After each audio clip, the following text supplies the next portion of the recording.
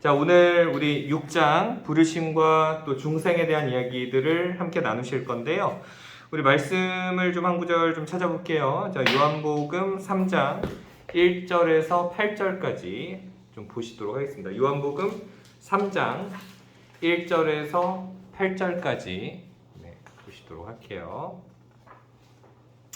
그래서 제가 한 절, 여러분들이 한 절, 또 마지막 절은 같이 보시도록 하겠습니다. 자, 제가 먼저 1절을 요한복음 3장 1절에서 8절까지고요. 제가 먼저 한 1절 읽을게요. 자, 그런데 바리새인 중에 니고데모라는 사람이 있으니 유대인의 지도자라. 그가 밤에 예수께서 와서 이를 때 랍비여 우리가 당신은 하나님께로부터 오신 선생인 줄 아나이다. 하나님이 함께 하시지 아니하시면 당신이 행하시는 이 표적을 아무도 할 수 없음이니이다. 예수께서 대답하여 이르시되 진실로 진실로 내게 이르노니 사람이 거듭나지 아니하면 하나님의 나라를 볼 수 없느니라.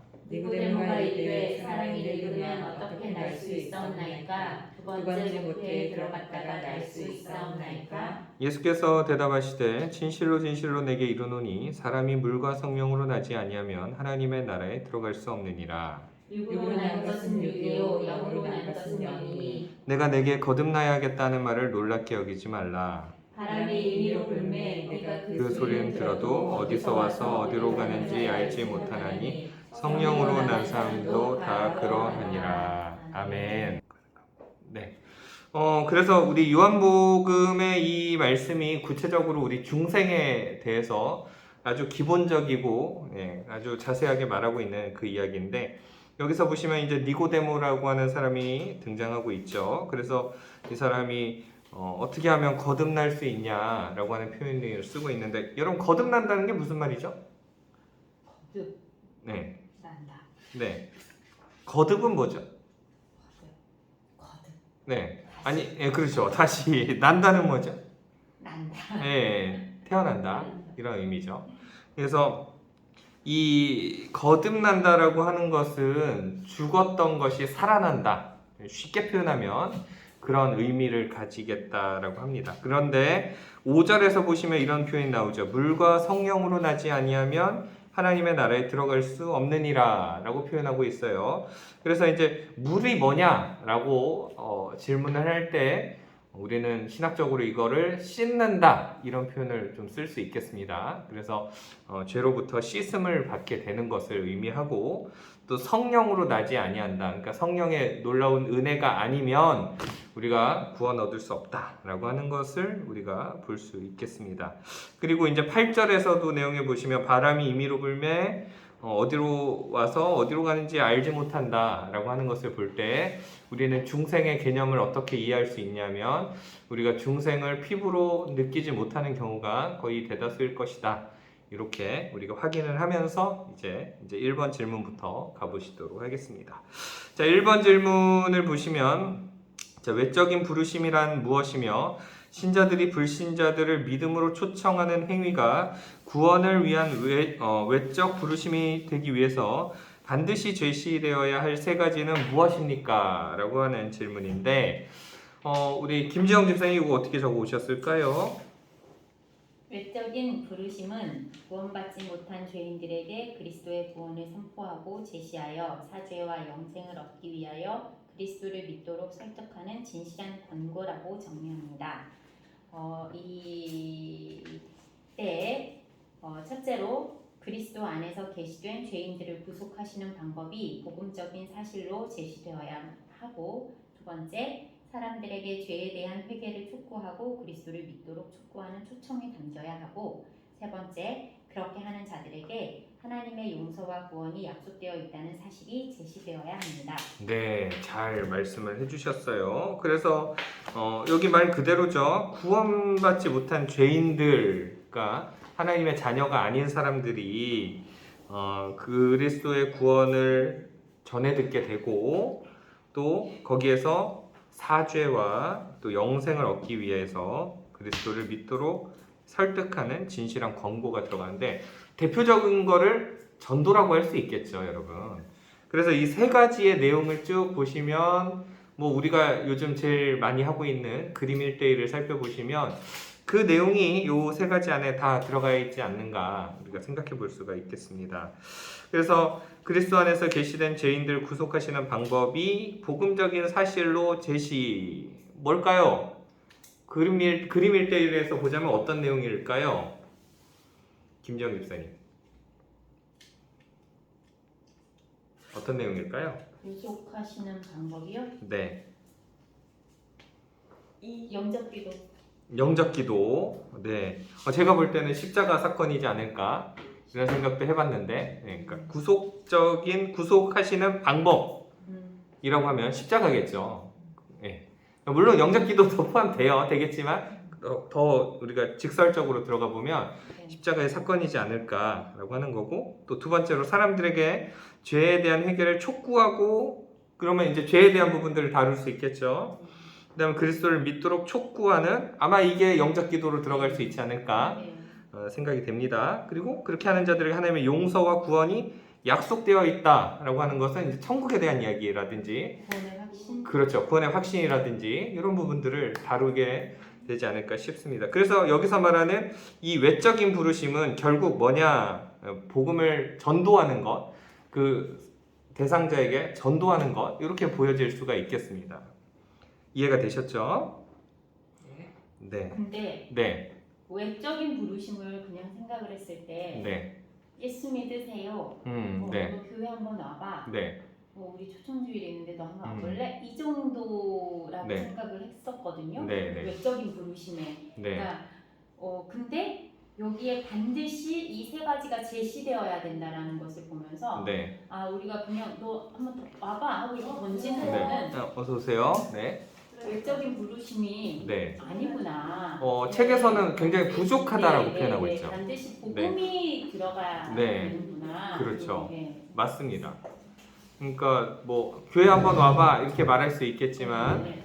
그게 굉장히 뭐랄까요, 효과적인 그러니까 초청은 아닐 수 있다. 책에서도 얘기하는 내용은 바로 그런 내용이죠.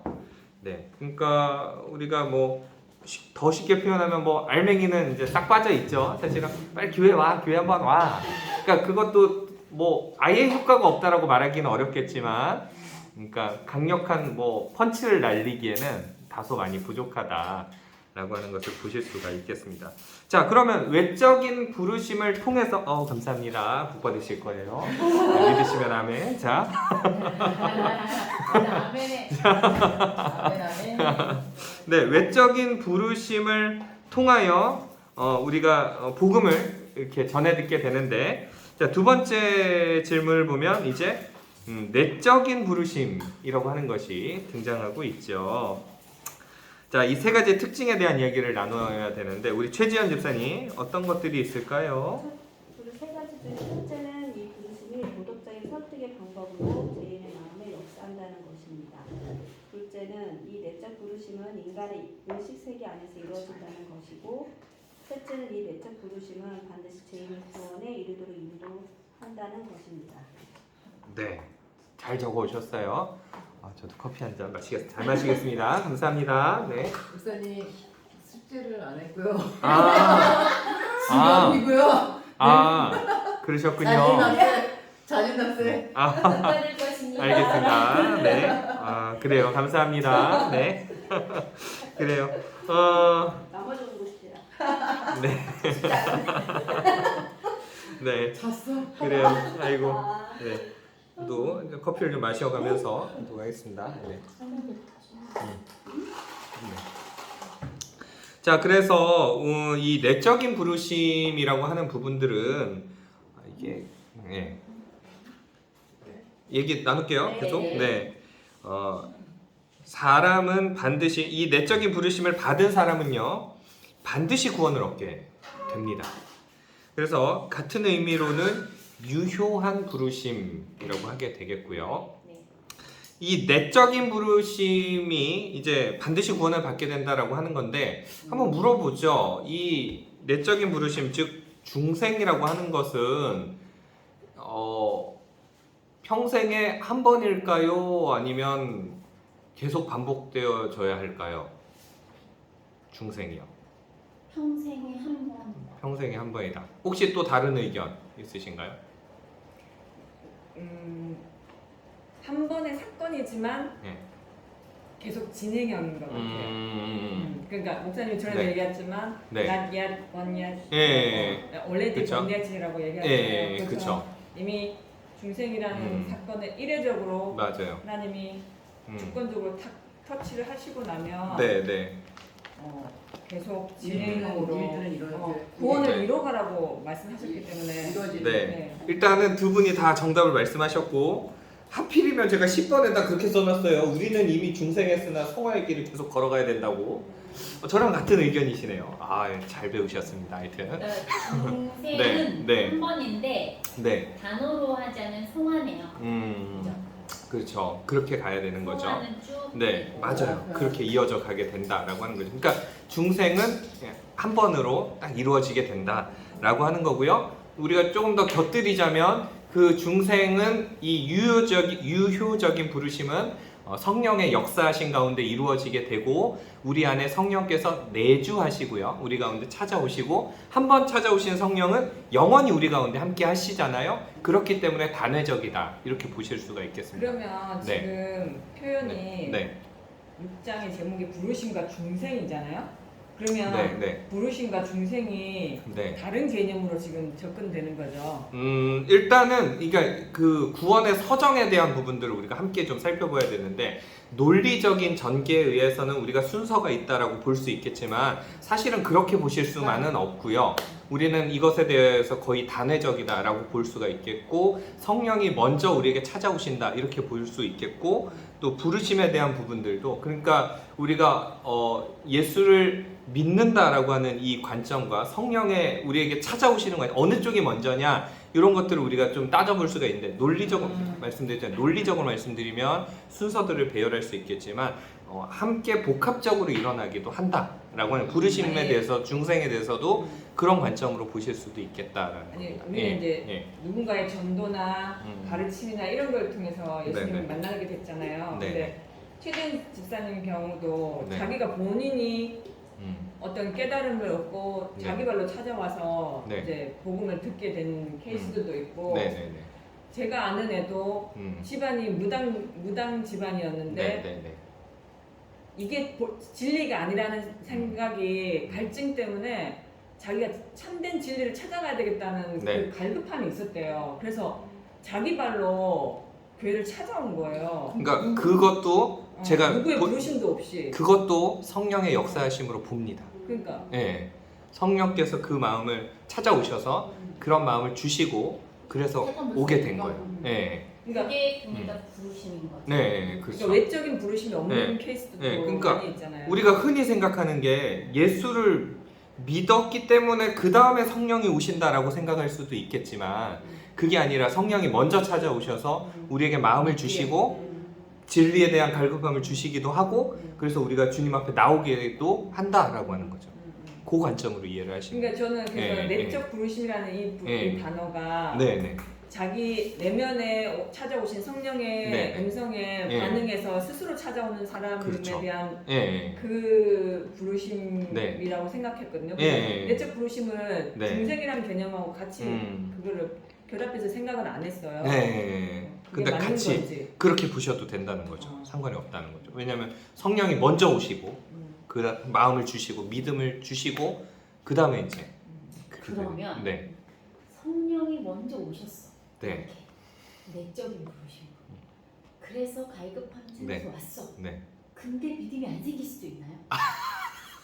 믿음이 구원받기로 작정된 있을 것 사람이라면 같아서요. 구원받기로 작정된 사람이라면 믿음이 안 생길 수는 없겠죠. 그러니까 믿음을 발생시키시는 분이신데요. 받기로 그러면 성령님이 갈급함을 네. 주셨다면 그는 분명 네. 구원 받기로 작정된 사람이죠. 사람이라는 그 성령께서 우리에게 믿음을 발생시키세요. 왜냐하면 네. 난 궁금하네. 네. 성경책 한번 알아보고 싶네. 그래서 막 봤어. 네. 그래서 그런 동기로 해서 네. 성경책을 몇 번을 읽었어도 네. 믿음이 안 생기는 케이스. 있어 네. 있죠. 네. 네. 자, 그냥 학문적인 것으로 네. 항상 있어. 그럴 수도 네. 있을 수는 가까이도 있겠죠. 있어요, 가까이도. 네. 있을 수는 있겠죠. 근데 그가 되고 하나님의 구원 안에 포함되어 있는 사람이라면 결론적으로는 성령께서 믿음을 발생시키시죠. 다만 이럴 수는 있어요. 타이밍은 있을 수 있어요. 지금은 내가 믿음이 없는데 네. 정말 작정된 삶이면 뭐 마지막이 됐든 언제가 됐든 믿음이 발생될 수 있겠죠. 그러니까 그분이 구원 아래 포함되어 있냐 이게 중요한 문제인 것 같고 성령께서 찾아오신다. 이런 관점으로 이해를 하시면 근데 마지막에 마지막 네. 문제로 네. 연결돼서 얘기해 보면 네. 옛 기질과 성품으로 돌아가는 것은 거듭나지 못한 증거라고 또 네, 여기서는 네, 네, 이 네, 책의 결론에서는 얘기를 하고 있어가지고 그거는 조금 이따가 다루도록 네. 할게요. 아니, 네, 그러니까, 예, 예. 이거 참 결론 내리기가 애매하네. 아니 그러니까 영접해서 네. 성령님을 내 안에 오시는 게 아니라 네, 성령님이 네, 먼저 그렇죠. 가 계시 네. 그 영접할 마음을 네. 이렇게 발생시키죠. 발생시켜서 예, 예, 예. 그게 내적인 그렇죠. 부르심. 예, 그렇죠. 내적인 부르심인 내적인 거죠. 부르심은 우리가 이제 네. 복음을 전도자가 있거나 뭔가 네. 복음을 네. 들어서 내적인 네. 부르심이고 그렇죠. 그래서 좀 어렵기는 어려워요, 사실은요, 그렇죠. 그래서 이 유효한 부르심이 발생이 되는데, 그래서 이제 성령께서는 이제 여기 내용을 보시면 도덕적인 설득의 방법으로 죄인의 마음에 역사한다라고 하는 첫 번째가 있었죠. 그래서 성령께서 하시는 일이 뭐냐? 자기 자신이 죄인이다라는 것을 알려주시죠, 우리 마음 가운데. 그리고 그것을 통해서 구원하시는 하나님의 음성을 듣게 하신다. 책의 내용을 보자면 그런 내용들이 있습니다. 그러니까 이 성령께서 내적인 부르심을 통해서 내가 어떤 존재냐 이거를 알게 하시는 거죠. 아, 내가 진짜 죄인이구나. 내가 정말 이 죄 문제가 해결되어져야 하는 거구나. 이거를 깨닫게 하시는 거죠. 근데 왜 도덕적이라는 단어를 썼어요? 그러게요. 이 부분에 대해서는 제가 좀 고민을 할 필요가 있겠다 싶어요. 왜냐하면 뒷부분에도 그 도덕에 대한 이야기가 나오기 때문에. 상충되는 예. 개념인데. 그렇죠. 그래서 요거는 제가 조금 더 연구를 한 다음에 말씀 좀 드리도록 할게요. 네. 그다음 두 번째는 뭐냐면 인간의 의식 세계 안에서 이루어진다라고 하는 거죠. 그래서 성령을 통해서 인간이 어떤 존재인지 깨닫고 죄인이 돌이켜서 의지적으로 어서 오세요. 의지적으로 하나님께 돌아가게 하는 인격적인 감화가 여기 안에 동반되게 된다. 그래서 의지적으로 하나님 앞에 돌아가는 행위가 이루어지게 된다. 성령께서 하시는 일들이 이런 거예요. 의지적으로 하나님 앞에 가까이 나아가게 한다 라고 하는 거죠. 아마 이 부분에 대해서는 최지현 집사님도 뭔가 할 말이 있지 않을까 싶기도 해요. 어떠세요? 네. 그렇죠. 네. 저도 이제 네. 제가 이제 혼자 언제 제가 이걸 읽으면서 네. 그때 내가 이게 하나님이 그때는 하나님의 음성이라는 걸 몰랐겠죠. 저는. 근데 네.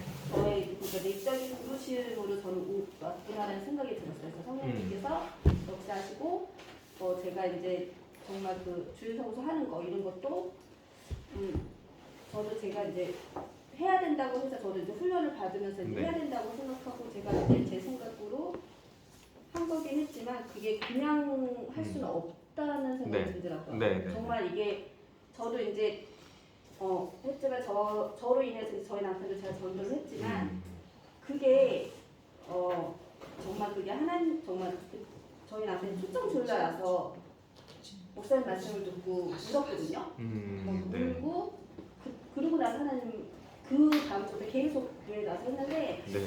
그런 부분을 보고 했을 때도 보고 해주고 제가 이제 지금까지 다닐 때도 정말 제 의지적으로 정말 이렇게 하나님의 제가 했었던 부분이 저는 제 의지가 아니었다는 거라는 생각이 들어요. 근데 네. 저는 그냥 그러셨군요. 이거는 제 생각도 있는데 제 생각대로 의지적으로 한다 해도 그게 제 사람이기 때문에 무너지잖아요. 네, 네. 그거와 하나님의 그 역사하신 뭐 네. 이런 것도 같이 저는 복합했다고 저는 생각이 들어요. 아, 그러셨군요. 네. 맞아요. 네. 그래서 잘 말씀을 해주셨고, 이 구원이라고 하는 이 문제는 결국 우리는 수동적일 수밖에 없다. 뭐 책에 우리가 여기 기업주의 구원론의 책에서도 보면 우리는 수동적으로 움직일 수밖에 없고 이 구원 문제, 이 성화에 대한 부분들은 하나님께서 능동적으로 일을 하신다. 이런 관점을 볼 수가 있겠습니다. 그래서 여기 안에서 성령께서 역사하시기 때문에 거기에 함께 힘입어서 우리가 의지적으로 하나님 앞에 돌아가는 행위들이 함께 주어지게 된다라고 하는 것을 우리가 볼 수가 있겠고요. 자, 세 번째를 보면 반드시 죄인을 구원에 이르도록 인도한다라고 되어져 있습니다. 그래서 자신의 죄를 깨닫고 회개하며 신앙을 갖게 되고 이것을 통해서 하나님과 교통하고 천국을 유업으로 받고 이 땅에서 사는 동안 영생을 힘입어서 창조의 목적으로 돌아가 살도록 만든다라고 표현할 수가 있겠습니다. 여러분 제가 그 PDF 파일 드린 걸 보면 맨 마지막 이 내용을 보면 그러니까 제가 읽어 보시라는 내용 말고 맨 밑에 보면 불가항력적 은혜에 대한 부분이 아주 짤막하게 들어가 있는데 혹시 거기도 보신 분은 없죠, 그죠? 아직 못. 네. 아침 올려주신 거 아니에요? 네, 고맙습니다. 네, 예, 쪽박하긴 했어요. 네, 하여튼 네 시간이 되시면 꼭 오늘 뭐 강의 끝나더라도 한번 읽어보시면 좋을 것 같아요. 그래서 그 불가항력적 은혜라는 말 자체가 우리가 거부할 수 없다 이런 표현이잖아요. 그러니까 하나님이 우리에게 중생의 은혜를 베풀어 주신다라고 할 때 우리가 거부할 수 없다라고 하는 거고요. 그래서 결국 우리를 구원에 이르게 한다라고 하는 것이 성도의 견인이라고 할 수가 있겠죠. 그래서 이 자신의 죄를 깨닫게 하신다, 회개하게 하시고 믿음을 갖게 하신다. 성령께서 이런 일들을 하시는 겁니다. 그러니까 여러분 우리가 이 구원론 강의를 듣기 전에 생각해 보시면 성령이 도대체 무슨 일을 하시는 거야 잘 모르는 경우들이 참 많이 있었잖아요. 저도 그랬고요. 그래서 저도 이제 신학 공부하기 전에 이제 뭐 하나님 그렇지 하나님 이런 분이시지, 뭐 예수님 이런 분이시지, 성령님 뭐 하시는 분이야 도대체 이렇게 생각을 했거든요. 근데 이제 신학을 공부해보면 성령이 이런 분이시구나, 우리에게 구원의 효력을 발생시키시는 분이구나, 이런 것들을 우리가 알게 되잖아요. 그렇습니다. 자, 이제 세 번째 질문을 보시겠습니다. 자, 중생이란 무엇이며 거듭나지 못한 사람의 마음, 생각, 의지, 심령은 어떤 상태에 있습니까? 라고 했는데 정은숙 집사님 한번 얘기해 주시죠. 네. 중생이란 새 생명의 원리를 인간 안에 심으시고 영혼의 주도적인 성향을 거룩하게 하시는 하나님의 행위이고요. 거듭나지 못한 사람들의 마음의 상태는 부패하고 죽은 상태입니다. 네. 끝인 거죠? 네. 네. 감사합니다. 네. 맞아요. 그래서 새 생명의 원리는 뭘까요, 여러분? 새 생명의 원리. 네. 새 생명의 조금 쉽게 생각하시면 됩니다. 쉽게 생각하세요. 네. 쉽게 생각하세요. 새로 태어나는 거. 그렇죠. 네. 그거예요. 쉽게 생각하시는 게 그거예요. 네, 다시 태어났다 이 말이거든요. 쉽게 생각하시면 돼요. 그러니까 원래는 죄 지은 인간은 원래 어떤 상태입니까? 그러면 그렇죠. 영적 사망 상태죠. 영적 사망 상태는 하나님을 찾을 마음도 없고요. 하나님의 말씀에 순종할 이유도 없고요. 하나님과 적대하고 있는 그런 관계잖아요. 그러니까 죽은 존재가 뭘 할 수가 없죠. 하나님의 일과 관련돼서는 아무것도 할 수 없는 상태죠. 그런 죽은 상태가 새로운 생명을 얻고 살아났다. 이게 새 생명의 원리라고 하는 거겠죠. 그래서 우리에게 그것을 심으시고 또 영혼의 주도적인 성향, 또 우리의 영혼의 주도적인 성향이 원래 어땠다는 거죠, 여러분? 원래는 부패했다. 그렇죠? 그 성향을 거룩하게 하시는 하나님의 행위다. 여기 내용을 보시면 그렇습니다. 그래서 거듭나지 못한 사람, 여기 책의 내용 그대로 보시면 거듭나지 못한 사람의 마음은 부패함으로 자신 안에 어두운 본성이 드러난다 라고 하는 거죠. 만물보다 심히 거짓되고 부패한 것이 뭐죠, 여러분? 마음이죠. 그렇죠? 그래서 거듭나지 못한 사람의 마음이 자신의 그 어두운 본성이 계속해서 드러나게 되고 또 하나님의 일들에 대해서 의심하게 되고 하나님의 일들을 수행할 수 없고 하나님의 일들을 받아들일 수 없고 하나님에 대해서 적대감이 있고요.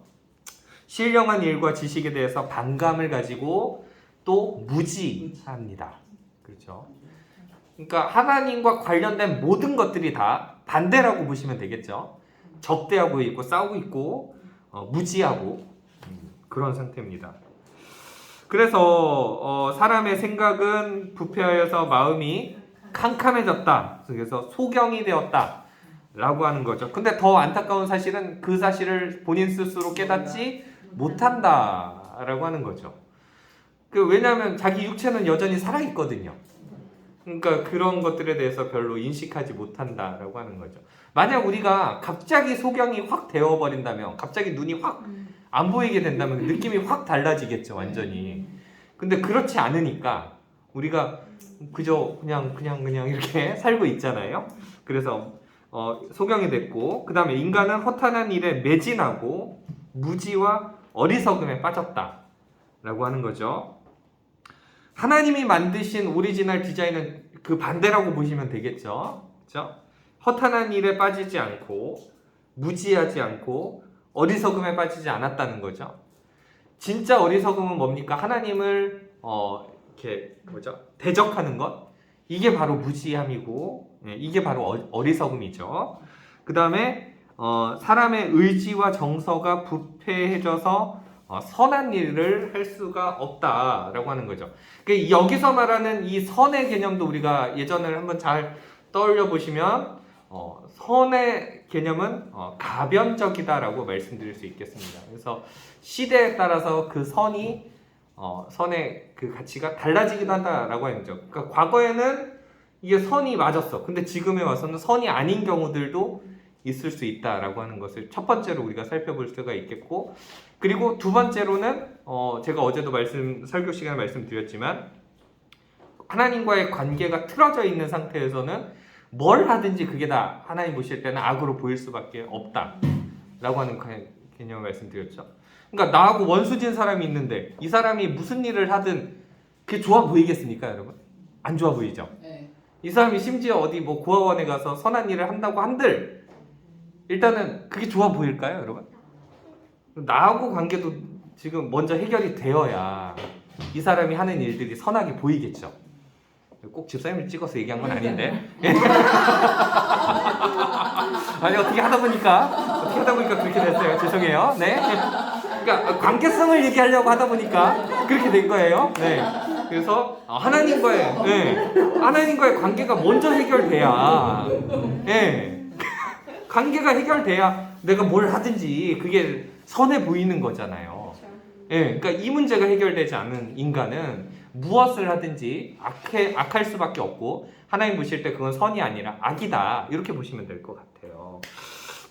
그리고 세 번째로 심령이 완전히 죽은 상태가 됐다. 이걸 제가 아까도 말씀드렸지만 영적 사망 상태, 신학적인 표현입니다. 영적 사망 상태라고 표현합니다.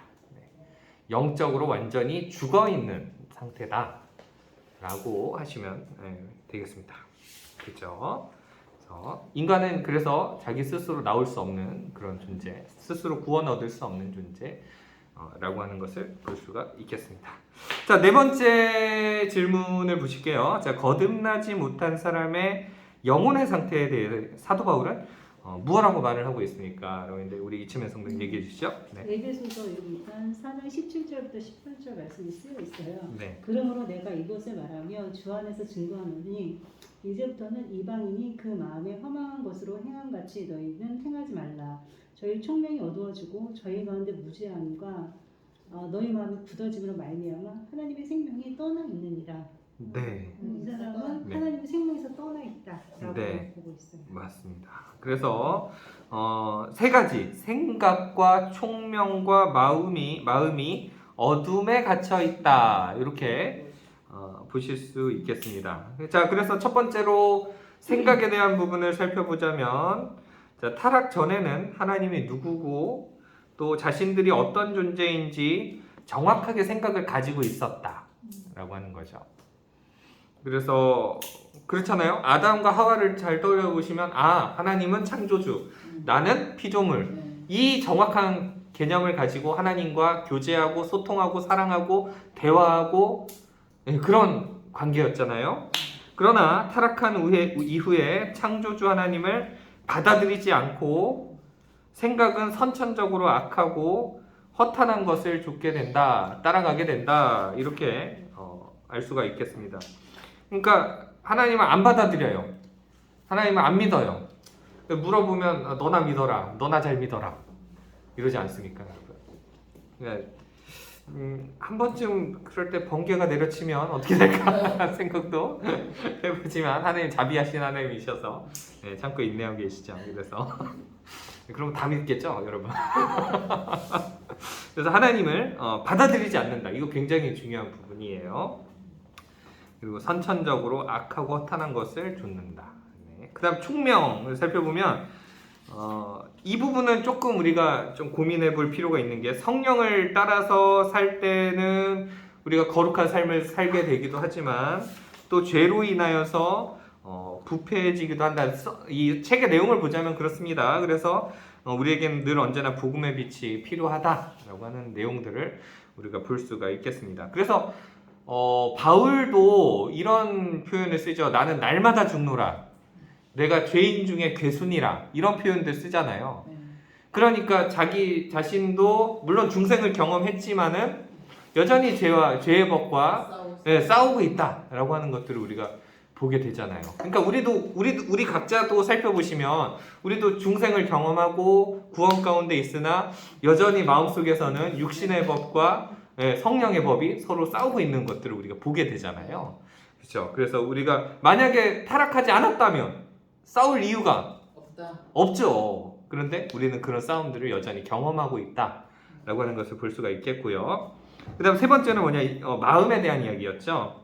그래서 인간 행동의 본질이고 또 의지가 포함되어져 있습니다. 이 말은 무슨 말이냐면 마음이 움직이는 곳에 몸이 따라가죠. 네. 그렇죠? 왜 웃으세요? 아니에요? 몸이 따라가는데 마음이 가나요? 어떻게 되는 건가요? 왜 그러세요? 갑자기? 왜? 아니 뭐 때문에 터지신 거예요? 갑자기 이거 웃긴 것도 아닌데 갑자기? 아니 뭐 제가 웃긴 얘기한 것도 아닌데, 그렇죠? 그래서 몸이 계속 진행할까요? 그래서 몸이 가는 곳에 마음이 간다, 그렇게 되어 있다라고 하는 거죠. 그래서 결국은 우리의 빛에 대해서 완강하게 반항하는 모습들 또한 보게 된다라는 것을 우리가 알 수가 있겠습니다. 자, 그 다음에 우리 다섯 번째 질문을 한번 볼게요. 요한복음 3장 5절 예수님의 말씀을 통해서 알 수 있는 중생의 본질은 무엇입니까? 라고 되어져 있는데 우리 요한복음 3장 5절 같이 한번 찾아보실까요, 여러분? 네, 요한복음 여기 있어요. 있어요. 있죠. 바랍니다. 그래요. 자, 여기 보면 사람이 물과 성령을 나지 아니하면 하나님 나라에 들어갈 수 없느니라. 아멘. 이렇게 되어 있죠. 자, 중생의 본질이 뭐냐라고 할 때 우리 한 다리 건너서 김정집 쌤한테 가면 되겠죠? 그러면요. 네, 얘기해 주세요. 네. 중생의 본질, 물로 태어남과 성령으로 태어남으로 이루어져 있는데 이는 죄로부터의 정결과 성령으로 말미암는 혁신을 네. 의미하는 것입니다. 예. 감사합니다. 심플하네요, 아주. 네. 됐습니다. 죄로부터의 정결. 네.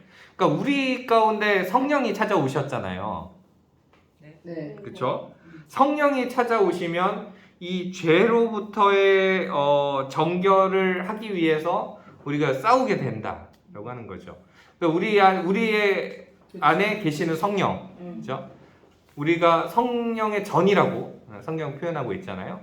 그래서 성령께서 우리 가운데 말씀하시는 것을 우리가 보게 되고요. 성령으로 말미암는 혁신이, 근데 왜 혁신이라는 말을 썼을지 여러분 한번 나누어 볼까요? 왜 혁신일까요? 완전히 돌아서. 네. 그렇죠. 네. 마치 아이폰처럼, 그죠? 네. 완전히 뒤집힌 거죠. 네. 인해서. 그렇죠. 뭔가 하실 말씀이 있어요. 그 얘기 하시려고 그런 거죠. 네. 기경한다고 하잖아요. 완전히 네. 밑에 것을 갈아엎는. 갈아엎는. 그렇죠. 맞습니다. 그러니까 완전 본질적인 변화. 이렇게 보시면 조금 더 나을 것 같아요. 그래서 제가 그때 당시에 예전에도 뭐 신인류 이런 표현을 썼어요. 예수님 아래 있는 사람들을 신인류 이렇게 표현을 썼어요. 새로운 피조물이라고 하는 표현을 씁니다. 네. 그러니까 완전히 갈아엎어서 완전히 본질적으로 달라진 존재, 그게 우리들이다라는 거죠.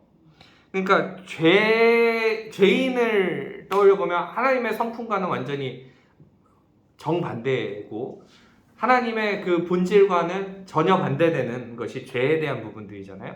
그런 우리가 중생을 경험함으로 우리가 완전히 살아있는 산 존재가 되는 것은 새로운 피조물의 변화로 이루어졌다. 이렇게 이해를 하시면 될 것 같습니다. 그래서 비록 타락으로 인해서 아름다운 조화와 질서가 깨어졌고 상실되었으나 그리스도 안에서 이루어진 구속으로 다시 회복되어져 가는 것이다 라고 하는 것을 우리가 보게 됩니다. 그러나 우리가 이 땅에서의 삶이 완전하지는 않죠. 이 죄에 대한 부분들을 따져보면 그러하기에 우리는 계속 성화의 길을 밟아가야 된다 라고 하는 것을 우리가 보실 수가 있겠습니다. 네, 좋습니다. 그래서 여섯 번째 우리 한번 보실까요? 자, 중생은 회심과 성화를 비롯한 인간갱신의 전 과정의 기초가 됩니다. 중생의 특징 세 가지는 무엇입니까? 라고 했는데 우리 최지한 교수님 얘기해 주시죠. 네.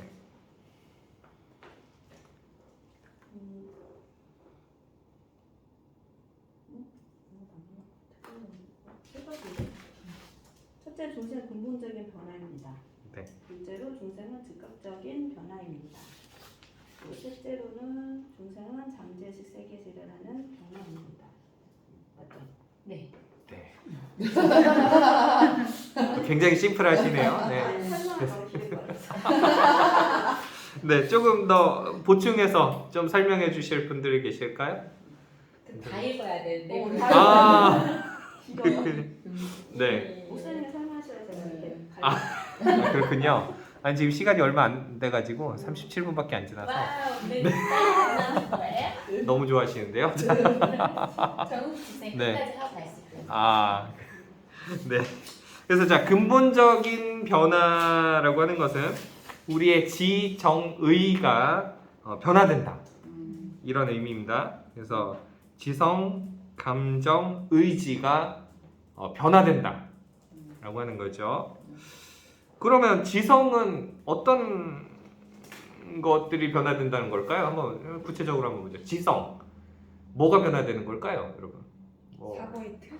사고의 틀이 어떻게 달라질까요? 그러면 성경적으로. 맞습니다. 성경적으로 네, 말씀 따라. 대적, 대적에 대한 이야기를 보시면 어떤 의미일까요? 대적 어떻게 변화된다는 걸까요? 되죠? 하나님을 대적했던 아, 인간이 네.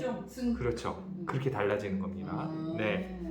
그러면 두 번째로 감정. 뭘까요? 그러니까 지성에 대한 부분은 아까 어떤 그런 의미, 감정도 여기에 같이 포함될 수 있겠네요. 같이 묶어서 볼 수 있겠네요. 자, 그 의지, 죄에 대한 부분들을 좀 따져볼까요? 의지 어떻게 달라질까요? 내 뜻이 아닌 하나님의 뜻. 네, 하나님의 뜻. 그러니까 선천적으로 죄의 속성을 가지고 태어난 인간이, 죄성을 가지고 태어난 인간이 그래도 하나님의 뜻을 따라 살려고 하는 의지적인 행위가 그 안에 들어가게 된다라고 하는 거죠. 그러니까 쉽게 표현하면 성령께서 우리 가운데 야, 너 그렇게 살면 안 돼. 깨달아.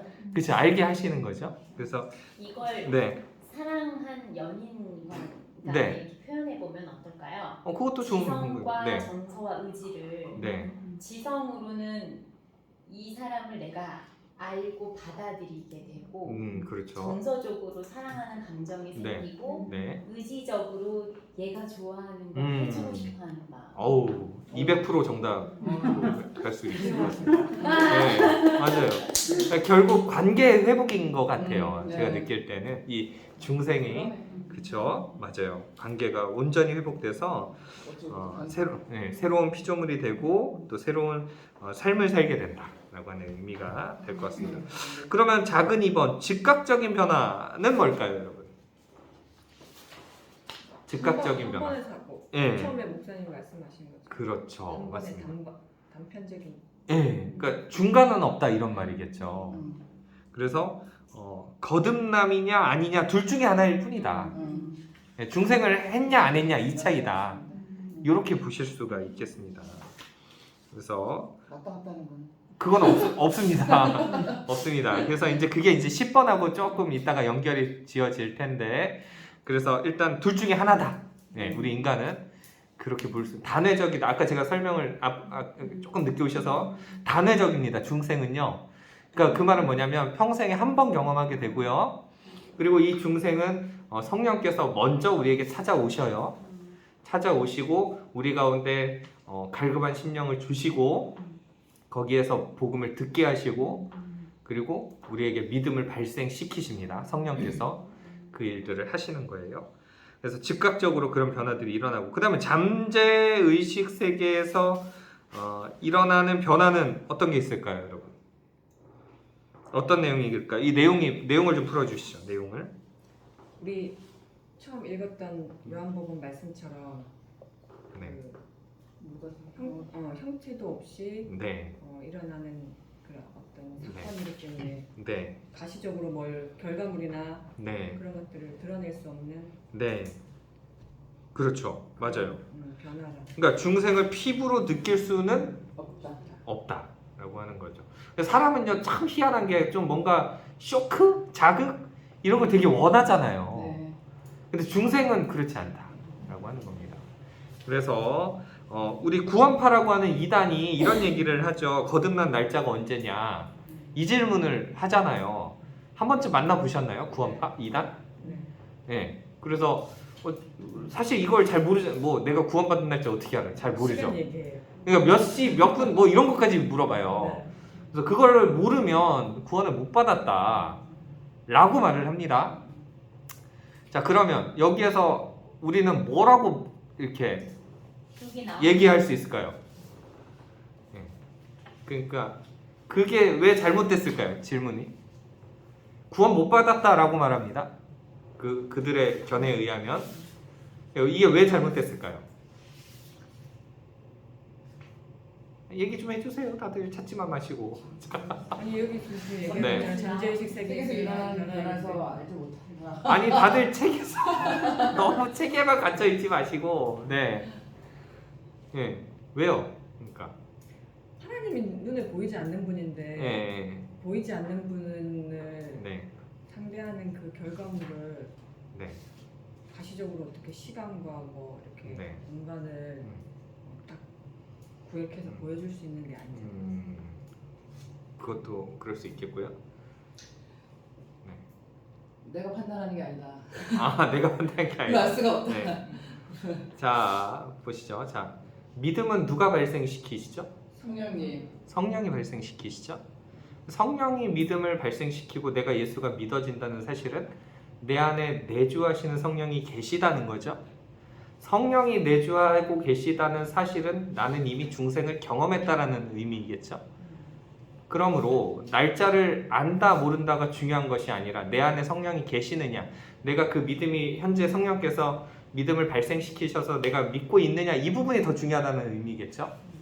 그러니까 조금 더 이걸 행위까지도 연결을 시켜보면 과연 이걸 안다 모른다라는 이 행위가 구원의 영역에 어떤 뭐랄까요 영향을 주냐? 없다. 그럴 수 없다라고 하는 거죠. 이해가 되시죠? 그러니까 예수가 믿어져요. 그러면 우리 안에 성령이 계시잖아요. 아무한테나 성령이 오나요, 여러분? 아니야. 구원받기로 작정된 사람들에게만 성령이 오시는 거잖아요. 그러니까 예수가 현재 믿어지고 있다라면 우리 안에 성령이 계시기에 우리는 이미 구원받은 사람이다라는 네. 결론에 도달하게 되는 거죠. 이것보다 더 명확한 이야기가 있을까요, 여러분? 없죠? 사실을 얘기해도 여러분 의심부터 하고 계시는데 혹시 말을 섞지 말아야 돼. 얘네 우리 네. 있었어 담임선생님. 말을 섞지 말라고. 네, 제가 네, 전도를 네, 이렇게 하다가 보면 내가 내 아이가 네. 나를 아니 우리 엄마가 나를 낳았는지 안 낳았는지 네, 네, 네, 모르지 않나. 네, 네. 요즘에는 뭐 영상이라든지 이런 음. 자료들이 발달을 해서 네, 이 드립이 이거 너야라고 이렇게 할 수 있지만 네, 네, 뭐 전을 몰랐었잖아요. 네. 그게 없을 때는 모르잖아요. 네. 그러니까는 우리 엄마가 진짜 날 낳았는지 아닌지. 네, 근데 어떠한 생명체가 있는데 음, 그 아이가 몇 날 며칠 몇 시 몇 분에 나왔다고 네, 그걸 안다고 해서 걔가 태어난 게 아니라 네, 있잖아요. 그럼요. 그게 네. 중요한 거죠. 그쵸. 맞아요. 네. 내가 그 시간을 모른다 하더라도 이 생명이 있다라는 게 중요한 그럼요. 거기 때문에 네, 내가 몇 날 며칠에 몇 시 몇 네. 분에 구원을 네. 받았다는 게 중요한 것이 아니라 그럼요. 내가 하나님을 믿어진다라는 네, 게 네. 중요한 그럼요. 거다. 그거죠. 이렇게 그렇죠. 그러니까 생일 몰라도 상관없잖아요. 내가 딱 지금 현재 존재하는데요.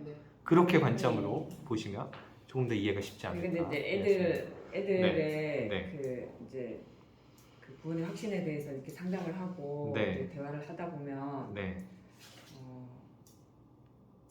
하나님이 창조주인 것을 믿냐라고 물으면 네, 몇 명 빼놓고는 믿는다고 해요.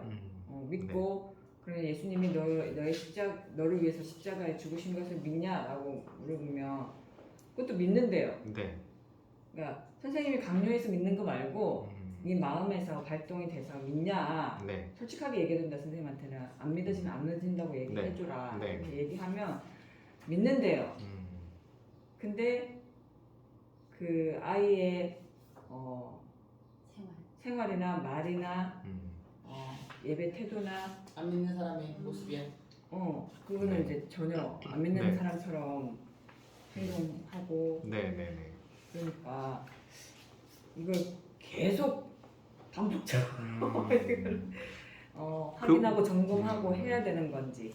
그 부분에 대해서는 그러니까 성화에 대한 부분들을 함께 다루어야 되고 결론부터 말하면 이 사람이 구원 받았냐 안 받았냐는 하나님이 판단하실 문제겠고요. 우리가 우리 눈으로 봤을 때 이 사람이 성화된 삶이 없다라고 해서 얘가 구원을 받았네 못 받았네 우리가 서로 말할 거는 아니고 아니, 그러니까 다만 구원을 권면은 할 수 받았냐, 있죠. 안 받았냐의 네, 문제가 네. 아니라 저는 네, 얘가 구원의 확신이 있는지를 이제 점검하고 체크하는 건데 네, 네. 그거는 이제 당연히 저한테 그쵸. 그게 네. 선택권이 없는 거니까. 그러니까 그 믿어진다라고 하면 일단 우리는 이 친구가 성령의 내주하심이 있구나라고 보고 가야겠죠. 일단 예수가 분명히 믿어진다라고 한다면 다만 성화의 개념은 조금 우리가 달리 봐야 된다라고 하는. 오늘은 우리가 중생에 대한 얘기를 다루고 있으니까 예 그래서 믿어지는 것 자체가 사실은 기적인 거예요, 여러분. 이거를 제가 예, 맞아요. 아까 그거 안 믿어진다는 거. 네. 부분에서 우리 네. 중생 그 부분에서 그 네. 질문을 혼자서 네. 던지고 있었거든요. 네네네. 그러니까 중생이 완전히 바뀌는 거 기경하고 네네네. 뭐라 그랬죠 아까? 음, 그 단어에서 제가 질문이 계속 있었어요 제 안에. 네, 전인적인 변화가. 전인적인 변화. 네, 전인적인 변화가 뭘까?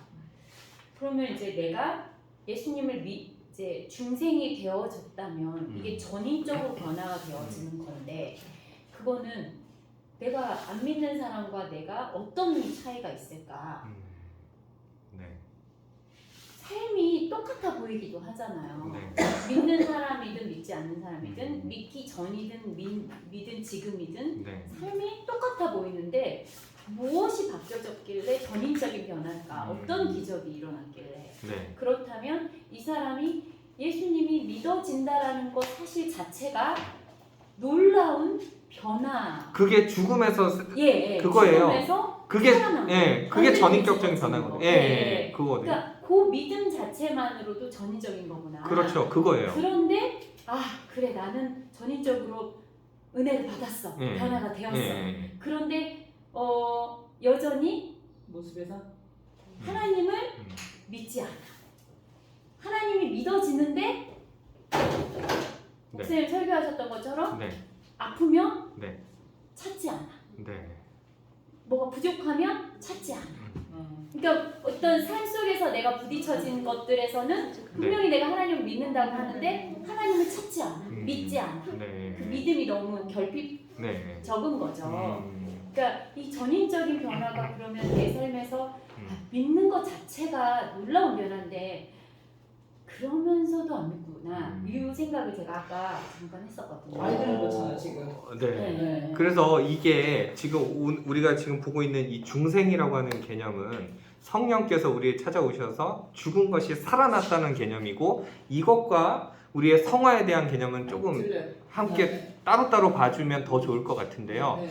여러분 성령 충만이라는 말을 우리가 종종 듣잖아요. 네. 성령 충만이 뭘까요? 건강하게 사는. 성령님이 네. 꽉 찼으니까 이제 네. 그 성령님의 인도함이 그러니까 네. 가득. 네. 그러면 네. 내가 기도 생활 좀 덜하고 내가 좀 교회 생활 예배도 소홀히 하고 그러면 성령의 에너지가 막 이렇게 줄어드네요.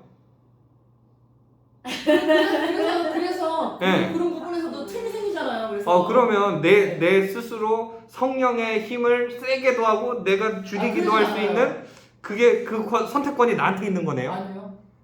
뭘까요? 성령 충만이. 나는 죽고 예수로 사는. 네.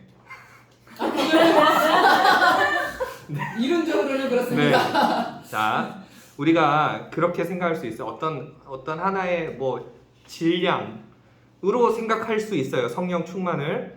그러나 성령 충만은 그렇지 않습니다.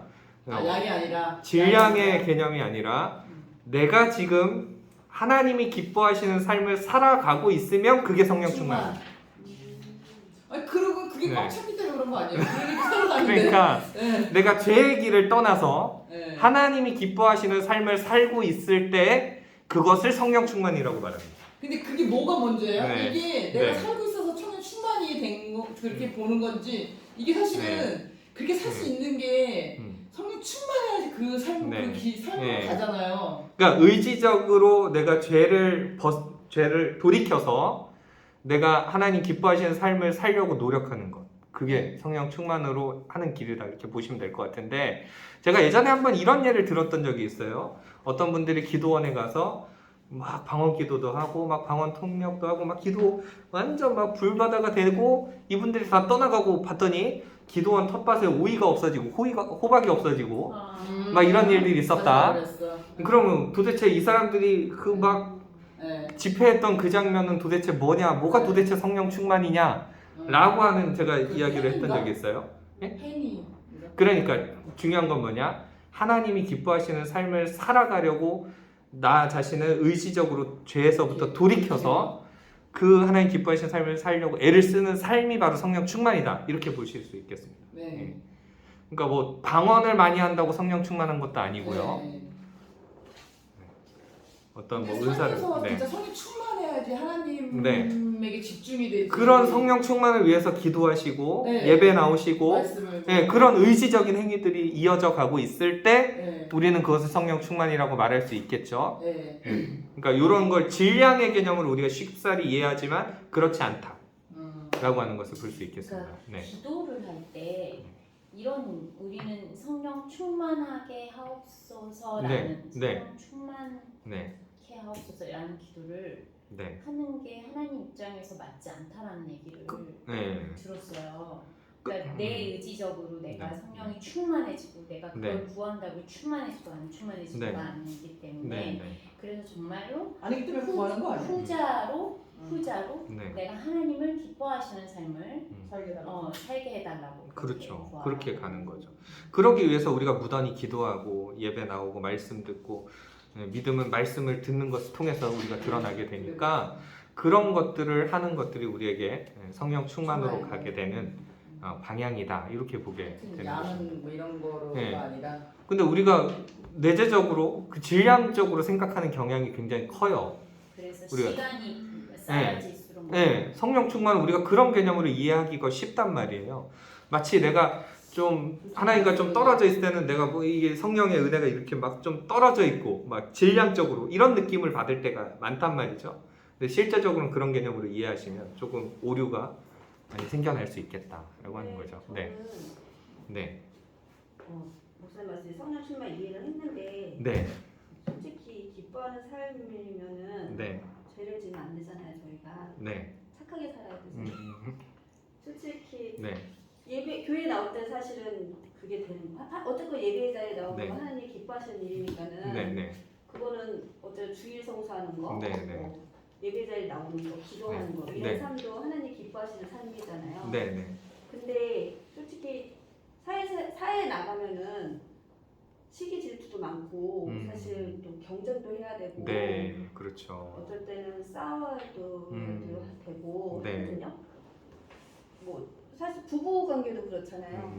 부부 관계도 싸움이 있으면 안 되는 거고 네, 그 생각이 드는 거죠. 그러면은 하면 안 되잖아요. 싸움도. 네, 네, 싸움도 하면 안 되는 거잖아요. 아니 근데 아예 안 할 수는 그러니까 없는데 저는 이제 여기서 계속 나오는 부분에서 네. 저희가 거듭나야 되고 이런 네. 부분도 네, 그러니까 하나님을 의식하면서 의지적으로 저희가 네. 안 하는 거잖아요. 네. 그죠? 그러니까 그런 그렇죠. 분폭, 그러니까 뭐랄까 비율이 네, 많아져야 된다는 건데 네. 그 기준치가 사실 네. 개개인마다 다 다르잖아요. 그렇죠. 저희는 네, 그래서 네, 그러니까 저도 아무래도 의지적으로 그러니까 하나님이 내 마음속에 계실 때 의지적으로 안 하려고 하는 것도 있긴 하지만 네, 이게 어느 정도의 한계점이 생긴다는 거죠. 저는 그러니까 음. 저희 하나님 믿는 자녀로서의 네, 삶이 사실은 저 주일날도 하여간 네. 어떤 일로 인해서 그 집주인 저희 네. 집주인하고 되게 안 좋은 일이 생겼는데 네, 그러니까 그게 저는 조금 음. 약간의 어려운 부분이라고 그쵸. 들어요. 저는 음. 솔직히 안 할 수는 없거든요. 그러니까 네, 근데 그 성령 충만했을 때는 음. 그 내가 하려던 것들을 내려놓고 하나님께 그러니까 주인하고 마찰이 있더라도 내가 주인 같은 어떤 그 일을 해결하려고 그러는 것보다는 이제 뭐 이렇게 할 수 있는 대화들을 하지만 이제 그 앞에서 서로 부딪히는 것보다는 네, 네. 이렇게 할 수 있는 네. 대화를 하고 그다음에 이제 네. 하나님께 기도로 음. 맡기는 거 이런 거 그러니까 그런 우리가요, 거 해야 되고. 여전히 우리는 그 부패한 죄성이 남아있기에 네. 우리 완벽한 사람은 없어요. 저를 포함해서요. 저라고 뭐 완벽할 것 같으세요, 여러분? 전혀 아니죠. 예, 아니. 네. 아, 네. 집에서도 박 터지게 싸웁니다. 네. 네. 아유, 하여튼 그렇습니다. 완벽하지 않아요. 네. 그런데 우리가 늘 기도해야 될 것 중에 한 가지는 지혜를 달라고 기도할 필요는 있겠다 싶어요. 그래서 우리가 하나님, 내가 정말 성령 충만한 삶을 살고 싶고 하나님 기뻐하시는 삶을 살고 싶은데 늘 지혜가 부족한 것 같아요. 그래서 그렇게 지혜를 좀 구하시고 어떻게 하면 하나님 기뻐하시는 삶을 살까 우리가 의지적으로 조금 노력하면 좋지 않을까 이런 생각이 좀 들어요. 네. 진짜 그 네. 의지적으로 하는 게 네. 진짜로 저는 되게 힘든 것 같아요. 그러니까 네. 그래서 그 내려놓음이 있잖아. 그래서 많이 내려놨어. 근데 네. 여기서 보면 네. 거듭나지 않고 저희가 그랬을 때 하나님 나라에 들어갈 수 없다고 나오잖아요. 그래서 그 말이 전 되게 이렇게 무섭더라고. 되게 이렇게 그러셨군요. 그런 말은 정말 이 말씀대로 나는 정말 하나님 나라에 못 가는 건데 그래서 되게 그러니까 그 말씀 붙들고 의지적으로 해야 되는데도 다시 한번 나도 또 그 생각이 드는 거야. 네. 네, 되게 조금 무서워. 그러셨군요. 근데 저걸 주셨잖아. 회개하면. 그치. 회개할 수 있는 네. 나의 죄를 네. 진짜 회개도 진짜 안 네. 하고 항상 그 상태에서 항상 있는 것 같은 생각이 들긴 하는데. 그러셨군요. 그래요. 아유, 또 귀한 또 고백을 해주셔서 너무 근데 감사합니다. 궁금한 게 있는데 네. 왜 회개가 그 반복적인 죄 맞아, 있잖아요. 네, 네, 네. 회개도 또 그 죄를 또 보면서 또 회개 또 음. 이유 여기서 좀 벗어날 수 있는 하지 말아야 돼. 결국은요, 그 부분에 대해서는요, 답은 하나예요. 하나님과의 그 하나님의 깊은 사랑을 내가 더 갈구하면서 그 하나님의 사랑에 계속 내가 가야 되는 것밖에는 안테나를 맞춰서. 그거 말고는 방법이 없는 것 같아요. 왜냐하면 제가 주는 즐거움이 사실 너무 커요. 우리에게 있어서 그런 반복적인 것들을 살펴보면 너무 커요. 너무 크니까 이 문제를 해결할 다른 방법이 없고 그 하나님의 그 깊은 사랑에 우리가 어떻게 하면 더 빠져들 수 있을까? 이거 말고는 사실은 해답이 없는 것 같아요. 더 좋은 하나님 사랑이 있다는 것을 우리가 느끼게 되면 그것보다 덜한 이 죄가 주는 즐거움들을 조금씩이나마 내려놓을 수 있지 않을까. 경험에서 그건 있어요. 네. 경험에서 내가 네. 느낀 거는 그 저도 반복적인 죄가 있었는데 네. 그 죄를 그래도 반복적인 죄에서 그 텀이 생길 때는 내가 하나님께 집중했을 때는 네. 그 죄에서 좀 쉬어. 네. 네. 네. 그러다가 그 처참에 살짝 이상 또 네. 그 죄를 짓고 또 맞아요. 회개하고 이렇게 되게 음. 되더라고요. 네. 그러니까 계속 시선이 예. 하나님께 이렇게 네. 생각이 맞아요. 맞춰져 있으면 반복적인 죄에 대해서 네. 이제 그게 죄라는 걸 내가 아는 거잖아요. 그것을 예수님께 드리는 방법이 네. 그렇죠. 있어요. 그러니까 내가 이게 죄다. 네. 이게 죄고 이게 회개를 했는데 다음에 또 해. 그 이제 그걸 아니까 하나님 내가 요러한 게 있습니다. 이것을 예수님께 드립니다. 네. 그러니까 수고하고 무거운 짐진 자들아 다 내게로 오라. 네. 이렇게 말씀하신 초청에 음. 이것을 예수님께 드립니다. 예수님 이것을 받아주세요 하면 네. 예수님이 그것을 점차적으로 예전에 10번 했던 것을 뭐 네. 7번, 5번, 2번 이렇게 바뀌어지게 네. 계속 드리는 훈련을 하는 게 그렇죠. 맞아요. 중요하다고. 그러니까 누구나 약점은 다 있는 것 같아요. 어떤 죄의 문제에 있어서 다 약점이 있는데 그거를 우리 스스로 해결해 보려고 하면 참 안 돼요. 사실 되게 안 돼요. 그렇지 않나요, 여러분? 네. 우리의 연약함이 뭐 다 드러나잖아요. 네. 그래서 심지어는 누군가에게 말할 수 없는 그런 것들도 우리 각자가 또 있을 수 있을 텐데 그런 것들은 결국은 하나님과의 깊은 관계가 아니면 해결되기는 조금 어려운 것 같고요. 더 하나님 옆에 매달려야 될 것 같아요. 그렇게 하면. 네. 이거 짧으니까 네. 오늘 네. 그 네. 아침에 네. 극동 방송을 딱 틀었는데 음. 카인과 아벨 그 예배가 딱 나오는 거예요 설교에. 네. 네. 그래서 거기서 이제 그러니까 이제 저희가 네. 한번 얘기했던 부분이었는데 귀를 기울였죠. 네, 그랬더니 네. 거기 목사님이 거기 말씀하실 때는 네. 그 가인이 예배의 자료 둘 다 예배의 자료 나온 거잖아요. 네. 근데 나왔는데 그때 그 예배에서의 초점이 하나님이었어야 되는데 가인은 아벨을 하나님 왜 제 예배만 왜 자기가 드린 예배에 집중했어야 되는데 네. 하나님 왜 동생 예배만 받으시냐 하면서 이게 네. 초점이 흐려졌다는 게 네. 이렇게 밖에 흩어졌다는 거야. 그래서 이제 그 목사님이 말씀하시기는 예배 자리에 왔을 때는 쟤는 어떻고 쟤는 이런 거에 신경 쓰지 말고 하나님께 집중해서 예배를 드려라. 네. 그렇게 설명을 하시더라고요. 그렇죠. 네. 맞아요. 그래서 그 부분도 맞고 목사님도 말씀해주신 그것도 네. 마음. 그렇죠. 네. 맞아요. 그것도 생각나고 그러더라고요. 네. 아침에. 그러니까 결론은 그거잖아요. 하나님 받으실 만한 예배였냐? 이게 포인트인 거잖아요. 그게. 네.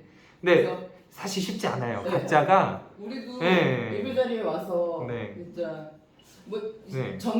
지금은 안 그래도 처음 했을 때 정됐을 때 맞아. 아우 왜 저는 사실 고백하건데 지금은 이제 뭐안 네. 그런데 저는 예전에는 촬영팀 안에 가서 무슨 이 약간 옛날에 네.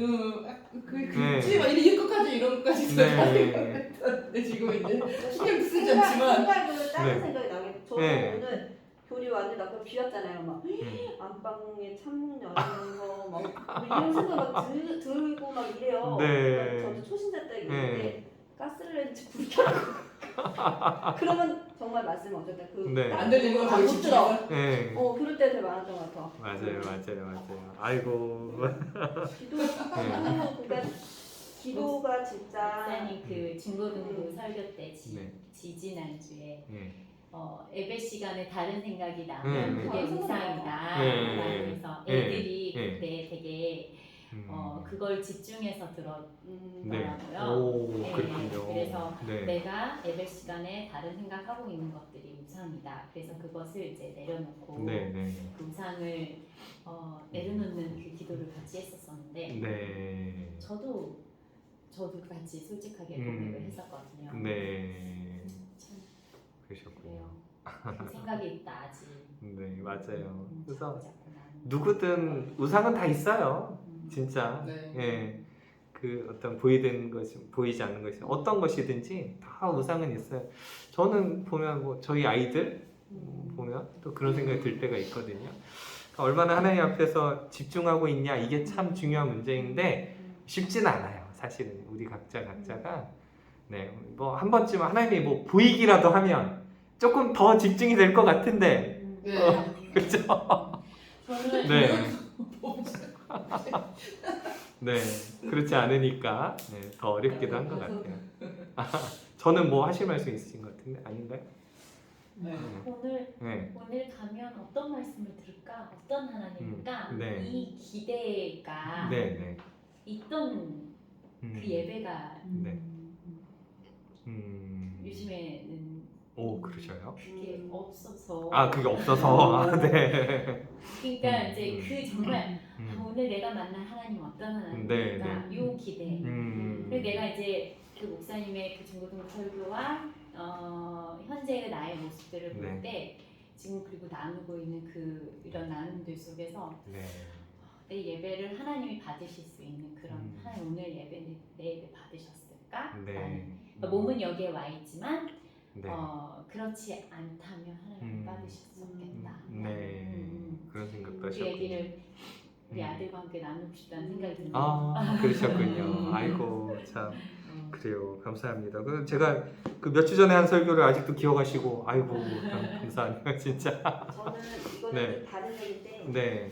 되게 제가 이제 우리 저 오늘 3시 좀 넘어줘야겠어요. 네.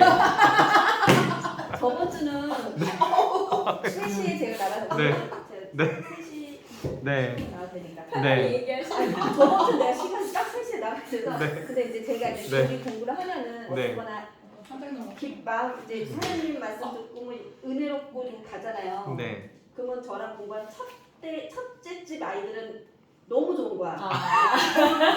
저의 마음이 그냥 뭘 못해도 너무 이러면서 이거 공부 시작했는데 걔가 선생님 뭐 좋은 일 있으세요? 안 그러고 있는데 점점 세 번째 집까지 괜찮은데 이제 세 번째 집 지나고 나면 이제 막 나의 그 아이들의 그 막 이런 그러면서 집에 오면서 아 나의 한계가 정말 네. 이런 거구나 이런 거 네. 보면서 또 수업하는 와중에 네. 아이들이 이제 요자 공부를 하는 친구가 있어요. 모음자 요. 네. 거기에 그림이 교회가 나와요. 음. 교회 오면서 교회를 그림을 보고 네. 책장을 보면 아이들 교회라고 글자를 보면 교회라고 읽어야 되는데 네. 그림을 보고 모르는 거여서 이거 무슨 그림이지? 이러면 모른대요. 교회잖아 하는데 교회가 뭐예요? 물어보는 거예요. 저번 주에 그래서 네.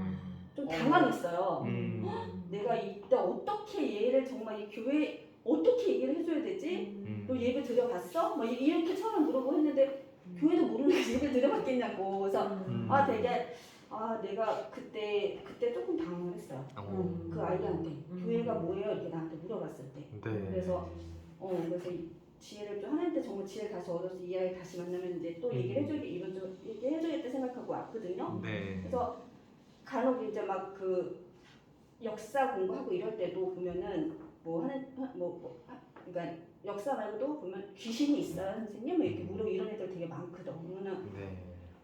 그럴 때 정말 내가 갑자기 당황하고 대처할 수 있는 그 한계점이 생길 때가 되게 많았었어요. 지금 생각해보면. 아이고. 그러셨군요. 교회를 모르는 깜짝 놀랐어 나. 그림을 건물을 보고도 건물을 보고도. 그러니까 우리는 교회 하면 어렸을 때부터 어. 이렇게 해서 종교가 맞아요. 이렇게 있는 건데 요즘 교회가 그런 교회가 아닌 일이 있어서 그런가? 네. 그럴 수 있겠네요. 상가교회. 그래요. 그럴 수도 있지. 그래 하여튼 지혜를 주실 수 있도록 제가 또 그런 것도 기도하도록 할게요. 자, 이제 7번째 질문을 가보도록 할게요. 자, 우리의 영혼을 거듭나게 하시는 분은 누구입니까? 죄인들을 구원하시는 삼위 하나님의 사역 가운데 특별히 성령님의 사역에 대해서 설명해 보십시오라고 했는데 우리 이채민 성도님은 얘기해 주시죠. 우리의 영혼을 거듭나게 하시는 분은 성령님이시고요. 네. 죄인을 구원하시는데 특별한 사역 가운데서 성령님의 특별한 사역에 대해서 말씀해 보십시오라고 했는데 저는 잠시만요. 저는 이제 거듭남이라는 거를 좀 생각을 했어요. 디모데후서 3장 5절 일단 읽어볼게요. 네. 우리를 구원하시되 우리의 행한 바 의로운 행위로 말미암지 아니하고 오직 그의 긍휼하심을 쫓아 중생의 씻음과 성령의 새롭게 하심으로 하셨나니 이렇게 나와 있는데요. 네. 저는 이게 뭐라고 말씀드려야 되지? 네, 그냥 여기 있는데 성령의 그래요. 사역으로 사역으로 얘기하거든요. 네. 성령의 사역으로 말미암아 거듭나게 되고 네. 이로써 우리 본성이 회복되고 네. 우리의 죄를 깨끗하게 씻어주셔서 정결하게 하심으로 하나님 앞에 네. 거룩하게 해주시는 거. 그렇죠. 맞습니다. 그러니까 지금 여기 우리 영혼을 거듭나게 하시는 분이 성령님이신데 이거는 성령의 주도적인 사역이시고 인간은 거기에 그 어떤 노력도 개입되지 않습니다. 그게 디도서 3장 5절의 말씀 그 내용이에요. 의로운 행위로 말미암지 아니하고라고 표현되어 있잖아요. 그러니까 인간은 이 중생 문제에 있어서는 개입할 영역이 조금도 없습니다. 그래서 제가 예전에도 말씀드렸지만 이 구원은 처음부터 마지막까지 하나님 삼위 하나님의 주도적인 사역이고 이분들의 사역에 인간의 개입의 여지는 없습니다. 그러니까 하나님이 모든 것을 주관하시는 그런 겁니다. 그래서 우리는 그 은혜 이렇게 표현하잖아요. 그래서 이 성령께서 우리를 어떻게 하시느냐 재창조하신다 이렇게 보시면 되겠습니다. 다시 새롭게 창조하셨다라고 하는 거고 우리는 새로운 피조물이다 이렇게 보시면 되겠습니다. 그래서 성령께서 예수님의 십자가의 사역에 효력을 발생시킨다라고 하는 거. 우리 지난 시간에도 우리가 배웠죠.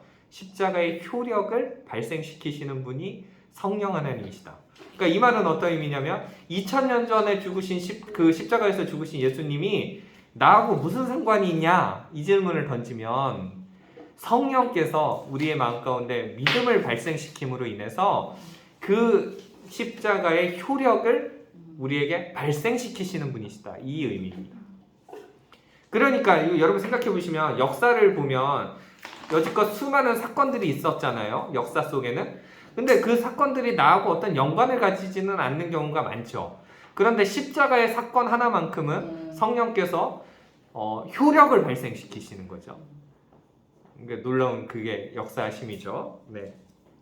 그래서 유효한 부르심을 이루신다. 아까 앞에서 배웠죠. 유효한 부르심을 이루시고 그래서 성령으로 인해서 우리가 거듭나고 우리의 본성이 회복됩니다. 네, 본성이 회복되고 죄를 씻어서 정결케 하시고 하나님 앞에 거룩하게 하신다. 책에 있는 내용들 그대로 이제 말씀드리는 겁니다.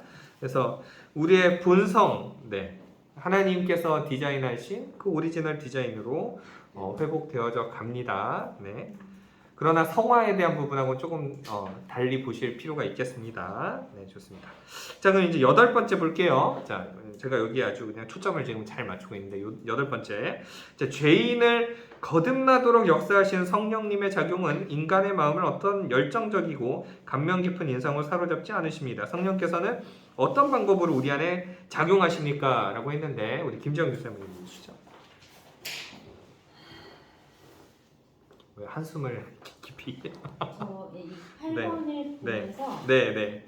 어디 한 줄을 다 이렇게 딱 긋지 않고요. 네. 그러니까 182페이지 마지막 줄부터 183페이지 마지막 둘째 줄까지 네. 다 그었어요. 그러시네요. 지금 보니까 네, 다 줄을 그었어요. 엄청 그으셨네요. 다 그으면서 네. 별표 치고 막 그랬거든요. 네. 그리고 옆에 적어놓은 단어가 젠틀이었어요. 네. 그러니까 우리 신내림 네. 받거나 그렇죠. 귀신에 대한 이야기. 귀신에 들렸을 때는 네. 어때요? 이렇게 일방적으로 들어가잖아요. 일방적으로 들어가서 그들의 몸을 사로잡고 막 이렇게 하는데 네. 지금 여기 말씀 속에 계속 네. 우리의 몸과 마음을 단순히 수동적인 도구로 삼지 않으시고 오히려 영혼에 대한 직접적인 설득을 통해서 인간들 자신의 본성에 대항하거나 배치하지 않으시고 자연스럽게 그들의 마음에 역사하십니다. 네. 죄송해요. 거기까지. 네. 좋습니다. 아니, 자, 아니요. 네. 더 있어요? 네. 이번에 네. 이게 자꾸 돌아다녀. 네. 네. 인간 안에 있는 의지에 대해서 완력적인 방법으로 대처하지 않으십니다. 오히려 내적으로 비밀스럽게 작용해서 네. 이거 되게 중요해서 제가 빨간 줄 쳐놨는데 인간의 마음속에서 하나님을 향해 돌아서려는 의지를 창조해내십니다. 성령님은 인간이 의지를 가지고 스스로의 자유로이 행동하도록 영혼에 대하여 설득하심으로써 인간의 의지를 움직이셔서 당신의 뜻에 순응하게 하십니다. 이렇게 쭉 밑에 또 성령님께서는 인간을 거듭나게 하심에 있어서 그 원리들을 그대로 보존하시면서 우리의 의지의 자유를 사용케 하시어 하나님을 향한 우리의 회심과 중생을 효과적으로 이루어내시는 것입니다. 그러니까 하나님이 창조하신 인간들 안에 있는 그 영혼들의 원리를 누구보다도 잘 아시는 분이 성령님이시기 때문에 네. 거기에서 이제 그 안에서 정말 너무너무 젠틀하시게 네. 작용을 하신다는 거죠. 네. 하나님 앞에 돌아설 수 있는 의지를 주시면서 네. 네. 그러셨군요. 자, 잘 적어 오셨어요. 네, 저랑 어차피 같은 책을 봤기 때문에 내용은 거의 비슷하고요. 일단 한번 질문을 드려보겠습니다. 자, 귀신 들리는 사람은 어떤 모습이죠? 귀신 들리는 사람. 귀신이 지배를 받는. 귀신 지배를 받는다. 네. 실제로 이렇게 네. 봤었어요. 네. 축사 이제 해야 되는 상황인데 이제 예배 중간에 이분 네. 집에서 세 가지 목소리가 나오거나 아니면 그 안에 상처가 네. 다 나오면서 그 상처들이 뭐냐면 네. 하나님과 반대되는 네. 그런 삶을 살았던 그 상처들이에요. 잘못 길을 선택하면서 그 상처들이 나와서 네. 그 네. 대립적인 것들이 하나님 쏟아지고 이렇게 소화되는 것들을 본 적이 있었어요. 예. 자, 일단 자 설명. 예. 자기 의지가 네, 아닌 네. 의지가 없는. 아, 예, 얘기 다 되신 건 끝나신 건가요? 네, 그럼 제가 얘기해도 될까요? 네네. 네. 자, 귀신은요 그런 존재입니다. 육체는 내 육체가 있는데 인격이 내 인격과 귀신의 인격이 같이 들어옵니다. 이해가 되시죠? 네. 그래서 내가 다중인격. 그렇죠. 다중인격이 되죠. 그러니까 내가 말하고 싶은데 내가 내 마음대로 말할 수 없고 그 귀신의 인격이 들어와서 귀신이 말하고자 하는 걸 말하고 귀신이 행동하고자 하는 것을 행동하게 되죠. 그런데 성령은 그런 분이 아니시라는 거죠. 일단 기본적으로. 그러니까 두 인격으로 찾아오시는 게 아니다라고 하는 것을 우리가 보게 됩니다. 그래서 성령은 우리 안에 내주하신다라고 표현했는데 그 내주하신다는 개념을 우리가 어떤 물질적인 개념으로 이해하시면 이것도 또 문제가 생깁니다. 그래서 물질적인 개념으로 뭐 찾아온다라기보다는 우리 가운데 함께 하신다라는 이 의미가, 그러니까 뭐 예를 들면 뭐 각자의 마음속에 어떤 이 물질적으로 이렇게 찾아와서 각자 막 이렇게 그런 개념으로 이해하기에는 좀 어려움이 있겠습니다. 그러면 그 성령이 우리 가운데 어떻게 역사하시느냐, 우리의 인격을 그대로 인정해 주십니다. 그죠? 네. 네, 그러니까 우리한테 성령이 갑자기 이상한 인격이 성령 인격이 들어오는 거 아니잖아요. 그렇죠? 그래서 여기에 말을 잘 풀어보시면 그런 내용입니다. 인간의 본성에 대항하지 않으시고 우리 가운데 자연스럽게 우리 마음 가운데 찾아오셔서 역사하신다라고 하죠. 우리의 마음 가운데 세밀한 음성을 들려주신다라고 하는 거죠. 그래서 성령님은 인간이 의지를 가지고 스스로 자유롭게 행동하도록 자유의지를 우리 가운데 주시죠. 그래서 영혼에 대하여 설득하신다는 표현을 잘 떠올려 보시면 좋은 게, 우리가 기도하는 가운데 하나님이 우리에게 성령께서 마음을 주셔서 이렇게 해야 돼 라고 하는 마음의 그런 평안과 함께 설득하실 때가 있어요. 우리 가운데. 네, 그거를 말씀드리는 거예요. 그래서 인간의 그 의지를 움직여서 당신의 뜻에 순응하게 하신다 라고 하는 표현이에요. 만약에 이게 두 인격으로 찾아오면 이거 굉장히 복잡해질 거예요, 상황이. 그 느낌인 거예요. 우리가 아이들을 가르칠 때도 예. 걔가 잘못을 했을 때 완력으로 네. 그 잘못을 못하게 하는 되면은 그 벗어나면 또 네. 잘못을 하지만 네. 스스로 그 잘못을 가르치면서 이제 너가 그 잘못을 안 하길 원한다면서 계속 네. 잘못해서 얘기했을 때 얘가 스스로 그 잘못을 네, 네. 묻혔을 때는 그 잘못을 또 하진 않는 그렇죠. 그 느낌도 좀 난. 그런 느낌도 있겠죠. 네. 그러니까 우리가 생각해 보면 귀신은 우리에게 공포와 두려움을 주죠. 네. 근데 성령께서 우리에게 주신 거는 기쁨과 평안을 우리 가운데 주시죠. 평안 가운데 우리에게 그러나 하나님께서 하시고자 하는 일들을 우리에게 설득시키셔서 하게끔 만들어 가시는 거죠. 예, 그게 우리의 자유의지가 하나님을 향하도록 그래서 회심과 또 중생을 효과적으로 이루신다라고 하는 것을 볼 수가 있겠고요. 중생에 대해서 정도의 차이가 있을 수 없다라고 하는 겁니다. 그래서 성령이 이미 임하시게 된 사건이기에 거룩함의 차이는 있을 수 있으나 중생의 차이는 있을 수 없다라고 하는 겁니다. 이 말은 그러니까 성화된 삶이 어느 정도 이루어지느냐는 각자가 개별적으로 차이가 있을 수 있겠죠.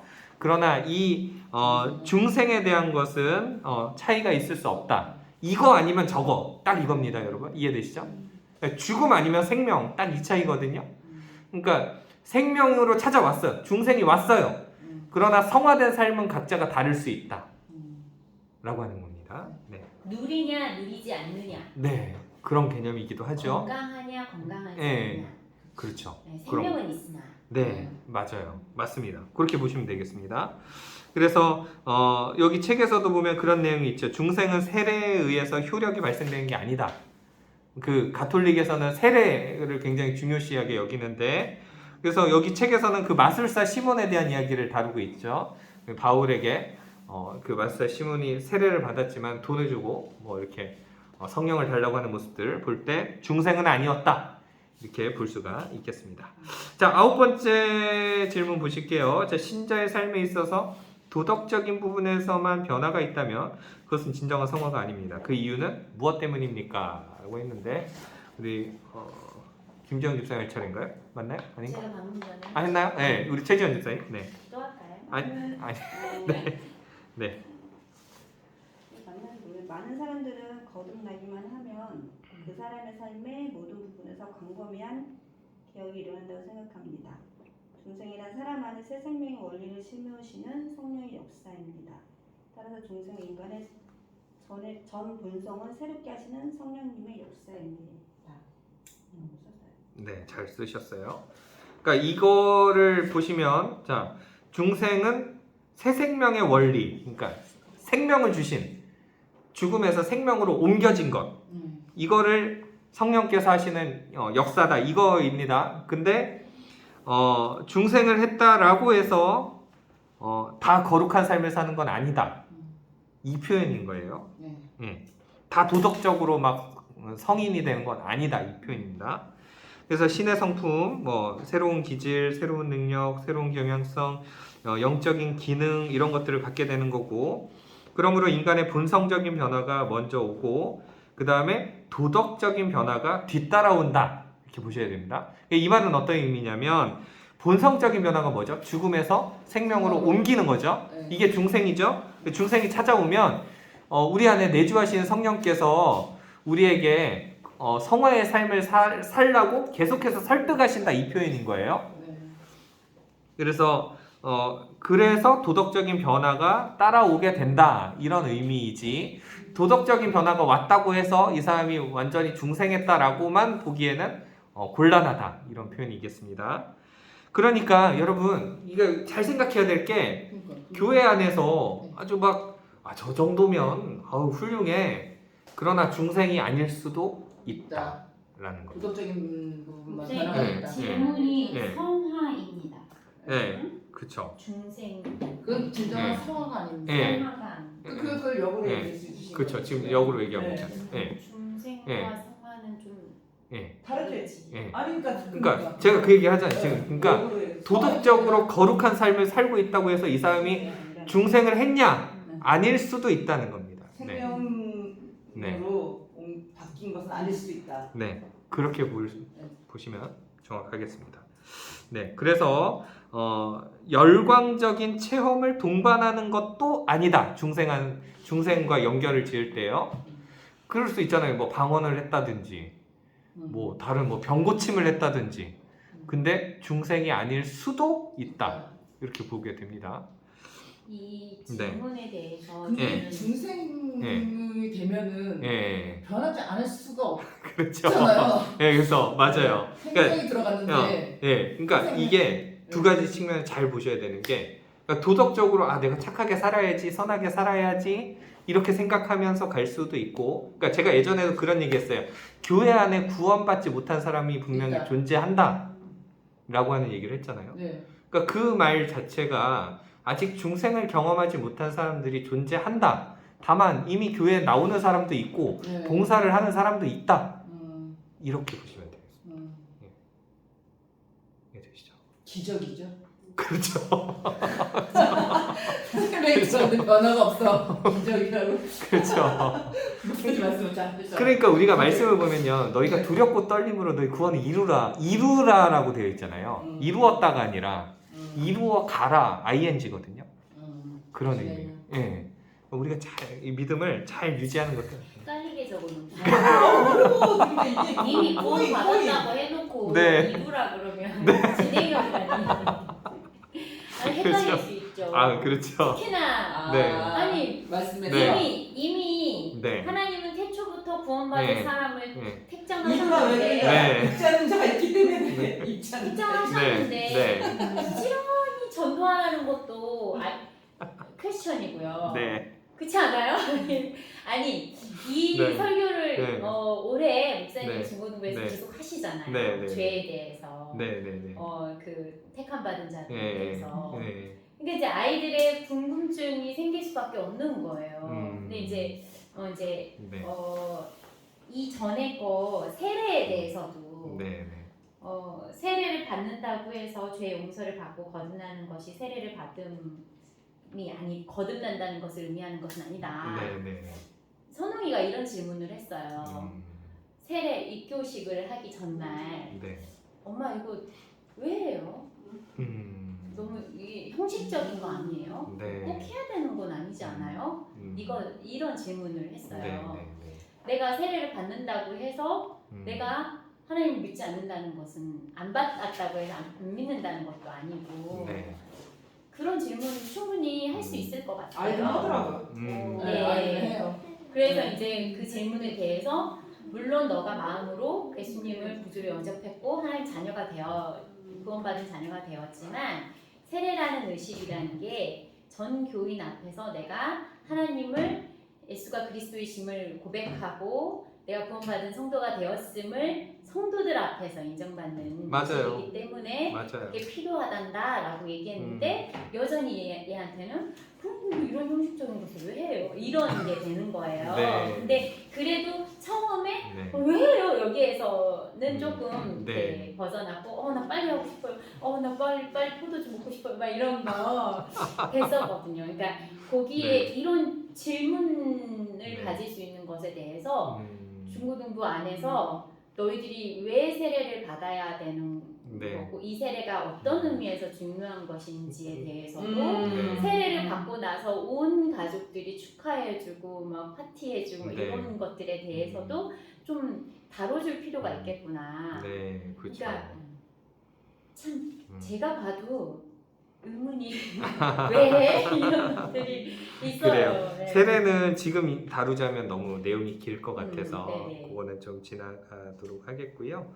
그거는 차후에 제가 다시 기회를 만들어서 그렇게 가시도록 하겠습니다. 그래서 우리가 일단은 여기 지금 질문에 조금 더 집중을 해볼게요. 네. 네, 그래서 열광적인 체험을 동반하는 것이 아니다라고 하는 것은 아까 제가 처음에 서두에 그랬잖아요. 우리가 느끼지 못하는 경우가 더 많을 것이다. 중생에 대해서 단지 회심이 찾아왔을 때 그런 느낌을 기억할 수는 있겠으나, 그러니까 회심을 할 때 우리가 하나님을 인격적으로 만날 때 우리가 그런 이게 중생의 경험인가라고 생각할 수 있겠지만 그 타이밍이 아닐 수도 있겠고요. 네, 우리가 생각해 보면. 그래서 우리가 어떤 열광적인 체험이 동반되는 것은 아니다라고 하는 것을 우리가 보실 수가 있겠습니다. 그래서 악한 영은 사람의 몸과 의식을 지배하지만 성령은 이성을 사용하셔서 합리적으로 역사하신다. 이것을 좀 보시면 좋겠습니다. 그래서 강압적인 완력을 가하지 않으시고 우리의 본성에 알맞게 우리의 능력 안에서 능력에 따라서 역사하신다라고 하는 것을 보실 수 있습니다. 우리에게 생명과 평안을 주시는 성령이 그렇게 역사하신다라고 보시면 좋겠습니다. 자, 이제 마지막 10번째인데요. 중생의 사역이 전적으로 하나님의 단독적인 사역임에도 불구하고 거듭나기를 사모해야 하는 이유에 대해서 조나단 에드워즈는 무엇이라고 말합니까? 라고 했는데 우리 이치면 성도가 어떻게 적어오셨어요? 조나단 에드워즈가 이런 말을 했습니다. 거듭남으로써 주어지는 그 위대한 변화가 구원을 얻으려고 애씀 없이 상당한 수고를 지불함이 없이 획득된다는 것을 얼마나 가능성이 적은 추측인가 이렇게 얘기하면서 얘기를 했는데요. 네. 좀 이제 거듭나기 위해서는요 이제 애써야 한다고 네. 하나님도 강조하면서도 그래도 그렇게 애써야 한다고 저는 그렇게 노력해야 된다고 이렇게 적어왔어요. 네.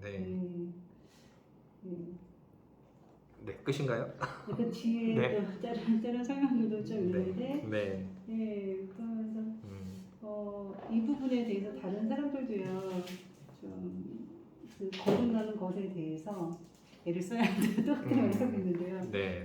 네. 그렇죠. 네. 혹시 뭐 이 질문에 좀 뭐 나는 이렇게 생각한다 좀 이런 이야기들을 해주시면 좋겠습니다. 혹시 다른 분들? 네. 나는 이렇게 생각한다. 이 조나단 에드워즈의 네. 말을 처음부터 끝까지 다 네. 했어요. 예. 제가 예. 더 많은 사람들은 자신들이 거듭나기 위하여 애를 써야 한다는 것 자체에 대해 생각지도 않고 네. 그러한 자신의 상태에 대해서 두려워하지도 않고 그들이 죽기 전에 기적적으로 거듭나지 않는다면 그러니까 그 기적적인 거듭남이 없다면 네. 필경 영원한 형벌에 처하여질 것이다. 네. 그런데 그 기적이 일어나지 않는 한 네. 그럴 것인데 네. 애쓰지 않는다고? 네. 예. 몸부림치지 않는다고? 이것에 대해서 네. 계속적인 어떤 그냥 크리스천으로 되어지는 것 같아요. 그 기적이 없는 한 나는 영원한 형벌에 처해질 텐데 애쓰지 않아? 몸부림치지 않아? 요 퀘스천인 거예요. 그렇죠. 저도. 네. 후원은 인위적으로 하나님 선택기를 준다고 하지만 결국 거듭나는 중생은 저희가 이렇게 네. 만약에 구원에 이뤘다는 믿음이 있지만 네. 그때 생각을 쳐요. 근데 만약에 거듭나지 않는 사람이 거듭나길 나라고 하나님께 구두하고 애를 쓰면 거듭남이 일어날 수 있다는 거잖아요. 그렇죠. 하나님의 선택된 백성이라면요. 네. 근데 사실 있으면서 그 구원 확신이 있으면서도 정말 거듭나지 않는 중생을 경험하지 않는 사람들이 또 있잖아요. 그러니까 자 우리가 잘 정리를 하실 필요가 있겠어요. 자 지금 현재 내가 예수님이 믿어진다면 이미 중생을 경험한 사람이죠. 그렇죠? 여기에는 네네. 근데 지금 이 책의 내용을 좀 보면 자, 한때 열심히 있는 신자인 것 같았던 사람들이 다시 옛 기질과 성품으로 돌아간 대부분의 경우를 침체라기보다는 그들이 거듭나지 못한 증거이다. 그 각주의 내용을 보면 그렇게 나와 있어요. 거기 내용을 보면 그러니까 한때는 잘 믿었어요. 예수를 잘 믿었는데 지금 안 믿는 사람들이 있죠. 이제 그런 이들을 향해서 대부분의 경우는 침체가 아니라 거듭나지 못한 증거다. 이렇게 볼 수가 있겠다라고 하는 거죠. 그러니까 이 말은 결국 어떤 의미냐? 중생을 경험하지 못한 사람들이었다. 그 떠난 사람들은 라고 보시면 되겠어요. 그래서 교회 안에도 여전히 그런 사람들이 존재하지만 그들이 이 책의 내용을 보자면 노력하지 않는다. 이해가 되시나요? 그러니까 하나님 앞에 더 가까이 나아오지 않는다. 애쓰지 않는다. 애쓰지 않는다. 이렇게 이해를 하시면 돼요. 애써야 되는 건 맞는 것 같아요. 물론요. 물론이죠. 그렇죠. 네, 그러니까 우리가 성화를 경험한 사람들도 우리가 맞아요. 성령 충만의 삶을 살기 위해서 애를 쓰는 게 애써야 되고요. 애를 쓰지 않으면 안 되겠죠. 근데 중생을 경험하지 못한 사람들도 그런 애씀을 하지 않는다. 지금 그 책의 내용을 보자면 그런 의미이기도 해요. 그러니까 왜 세상의 사람들뿐만 아니라 우리도 그렇잖아요. 네. 보험을 왜 들어요? 네. 보험을 네. 혹시 모르니까 드는 거잖아요. 네. 혹시 모르니까 자동차 보험 다 잃어버리는 거 뻔히 알면서도 100만 원 이상 드는 네. 거고 네. 건강보험도 그렇고 네. 그 혹시 모를 일에 대해서 그렇게 대비를 하는데 네. 죽음 이후에 분명 사람은 한 번은 죽는데 네. 그 한 번 죽는 것에 대해 죽음 이후의 것들에 대해서 네. 대비하거나 준비하지 네. 않느냐 네. 네. 요 질문 그렇죠. 그렇게 보죠. 결국 그 원인은 뭐겠어요? 죄로 인한 결과물이라는 거죠. 그게. 네. 그렇게 이해를 하시면 되지 않을까. 결국 중생이 일어나지 않았다고 아는 사람이 이렇게 열심히 다니고 본인이 구원받았다라는 건 네. 훨씬 그러니까 마음에 믿고 있냐가 더 중요한 문제인 것 같아요. 그렇죠. 그게. 그 부분에 대해서도 본인도 불확실하죠. 정확히 네. 얘기하자면 그러긴 네. 하는데 그러면 중생도 구원도 없다는 거잖아요. 그렇게 보면 되죠. 네. 결론적으로 네. 보자면. 그러나 제가 마지막 결론 말씀드리면 그렇다고 해서 우리가 이 사람의 구원의 문제를 판단하지는 않았으면 좋겠어요. 못하죠. 예. 그러니까 지금 믿음. 아닐지라도 죽기 전에 믿을 수 있는 거고요. 우리 스스로 그 문제를 판단할 필요는 없을 것 진짜 같아요. 믿기는 네.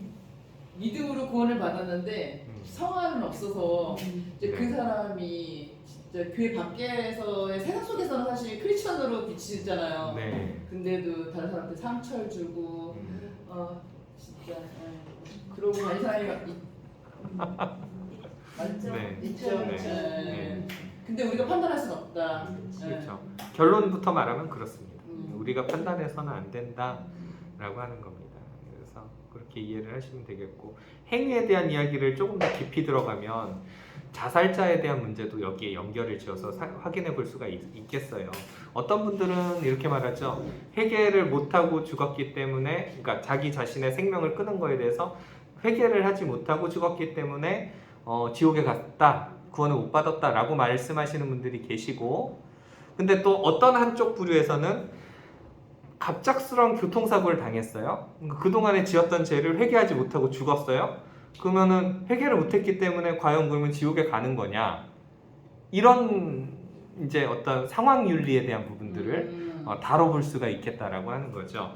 그래서 결론부터 말씀드리면 그분들의 구원 문제에 대해서 우리 스스로 판단해서는 안 되겠다라고 하는 결론을 그렇죠. 이루게 됩니다. 자살한 사람도 네, 천국 가는. 저는 천국 갔다라고 말하고는 싶지 않은, 그러니까 네, 말하기가 애매해요. 네, 애매하다라고 하는 거죠. 예전에는 네. 그 불신 아예 아니다 예, 했었잖아요. 예. 그러니까 두 가지가 이게 연결이 돼 있어요. 어떤 연결이 돼 있냐면 과연 선택받은 하나님의 백성이라면 이 사람이 자살을 선택할 때 하나님께서 막지 않으셨겠냐.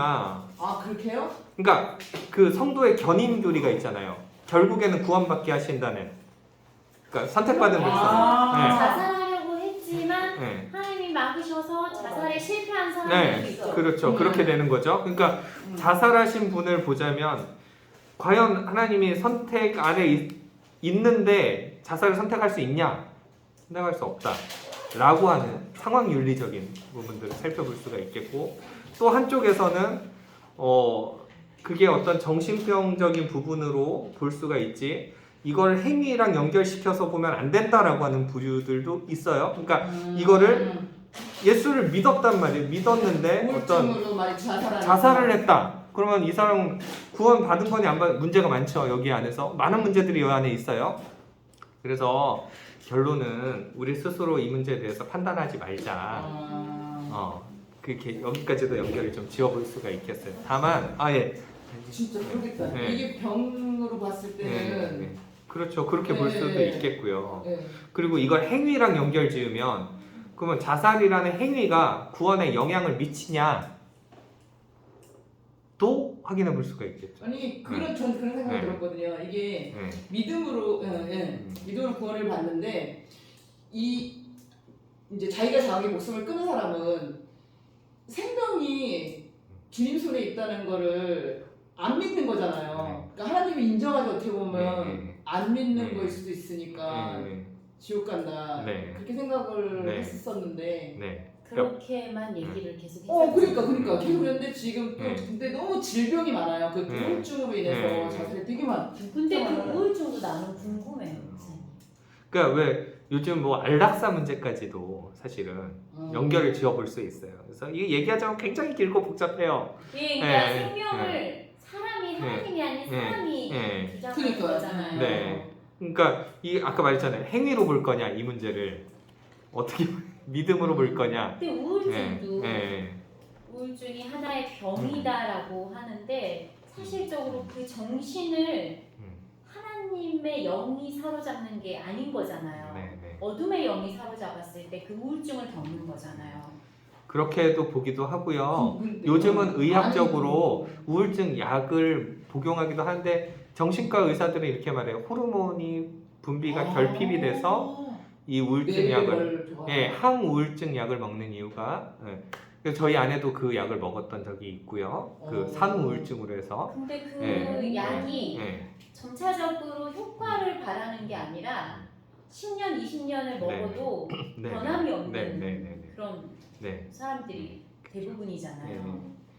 그렇죠. 그래서 일시적으로 좋아진 것 같으나 그래서 자 오늘은 일단 여기까지 너무 길어지니까 여기까지 벌써 1시간 40분째예요 지금. 그래서 이렇게 된다. 네, 그거는 집사님 나중에 저랑 따로 얘기해요, 집사님.